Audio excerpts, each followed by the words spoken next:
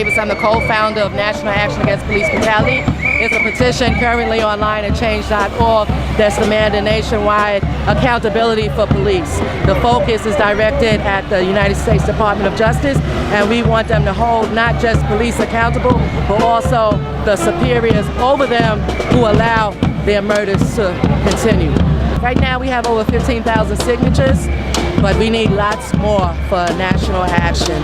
And the petition is really being used as a tool to hopefully galvanize the people in a national movement. I tell people that the power is with the people and not with the paper. But by all means sign it, because we would like to show the government that the people mean it to the degree that they're willing to put it down in black and white and sign their name to it. So we want those signatures so that we can have a physical copy saying, yes, this in fact is the will of the people, not just the will of a few.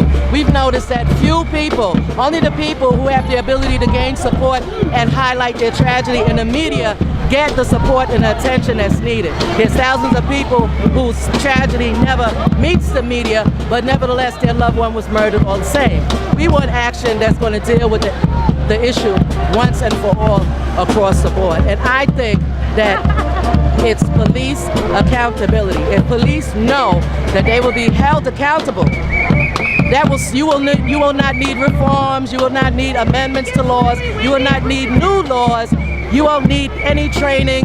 The police officer will conduct and control himself because his ass is on the line, okay? He's gonna be in jail or be without a job or both, and that's what needs to happen. When you don't do that, okay, particularly in blatant cases, you are sending a message to all law enforcement that the murders of unarmed individuals is not only accepted but approved, because many officers have in fact been promoted after murdering an unarmed individual. So all of this has to stop.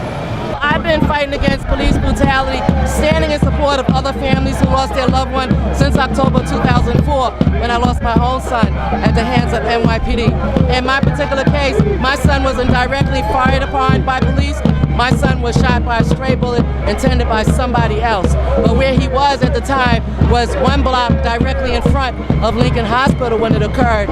And when those who were with him attempted to take him to the hospital, it was NYPD who came, interrupted that process, made them put him down upon threat of shooting them if they didn't. So they put my son down, put them in their patrol cars, and as people began to gather, fussing and cussing, wondering where's the ambulance, the police didn't call for an ambulance, they called for more backup to disperse the crowd. So my son laid on the curb across the street from Lincoln Hospital and bled to death. So, and that was during a time when the influx of police in communities of color was increased in the name of drugs, crime prevention. Now my son needed assistance from police and they didn't assist him. Not only did they not give him no assistance themselves, but they prevented those who were willing and able to get him the medical attention that he needed. So I'm the last person that you could convince that police are in our communities to protect and serve. Because my son needed some assistance, and not only did they deny it, but they prevented those who were there. I spoke to the police concerning that. Why didn't you aid my son? Why didn't you help him get to the hospital? It was right there in clear sight, because we don't move the bodies. But I've never seen an instance where an officer was shot and he was allowed to lay there and bleed to death. So we see, even in situations like that, there's a disparity where there's one set of law for the people, another set of law for the police. By the same token, if you and I were accused of a crime today, simply accused, we would be arrested, charged, and brought before the judge within 72 hours. In the case of law enforcement, even with evidence blazing in our face that a murder has been committed, nobody's charged. So there's some major issues that need to be dealt with law enforcement, and I hope the demand for national action will address each and every one of them. If you have a cell phone, anywhere you are, you can simply Google National Action Against Police Brutality. That's all you have to remember is nationwide National Action Against Police Brutality. It will be the first thing that comes up. on a petition. And under that, you will see National Action Against Police Brutality on Facebook, because I have a page on Facebook called National Action Against Police Brutality that's devoted entirely to it. And we post the videos of police brutality across the United States.